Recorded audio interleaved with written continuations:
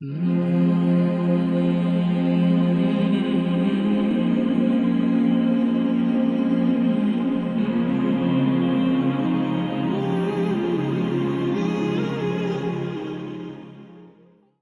a city so magnificent, so central to the world of ideas, that it was known simply as the City of Peace. This was Baghdad, the heart of the Islamic Golden Age. Founded in 762 CE, it quickly grew to become the largest city in the world.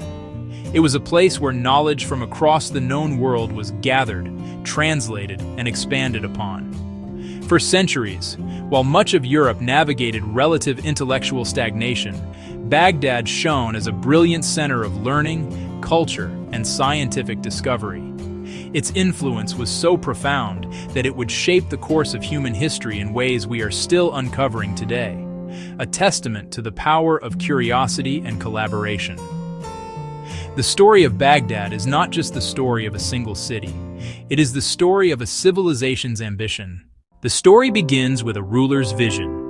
In 762 CE, the second Abbasid Caliph, Abu Ja'far al-Mansur, sought a new capital for a burgeoning empire.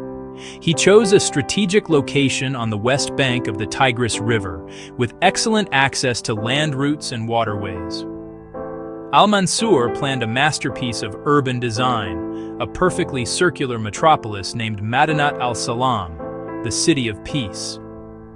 This round city symbolized cosmic order and centralized power. At its heart stood the Caliph's palace and the Grand Mosque, political and spiritual authority intertwined. The design was a marvel of engineering and planning, protected by two massive concentric walls, punctuated by four main gates: Kufa, Basra, Khorasan, and Syria. These gates regulated a vibrant flow of people and goods into the administrative core.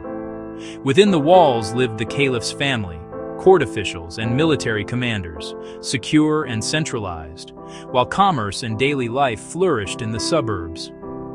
Under Harun al-Rashid and his son al-Mamun, Baghdad blossomed. The Abbasids became patrons of arts and sciences.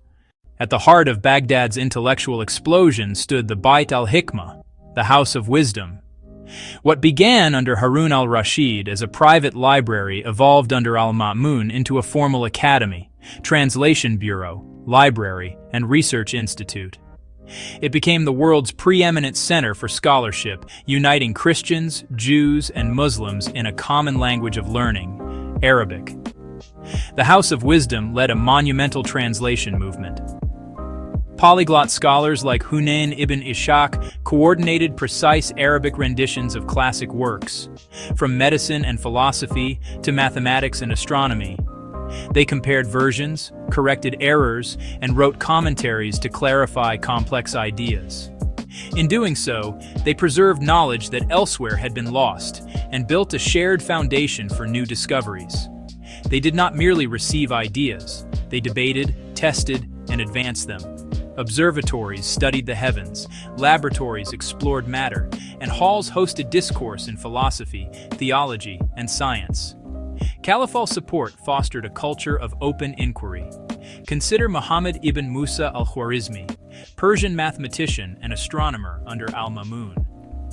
His compendious book on calculation by completion and balancing systematized algebraic solutions, giving us the very word algebra.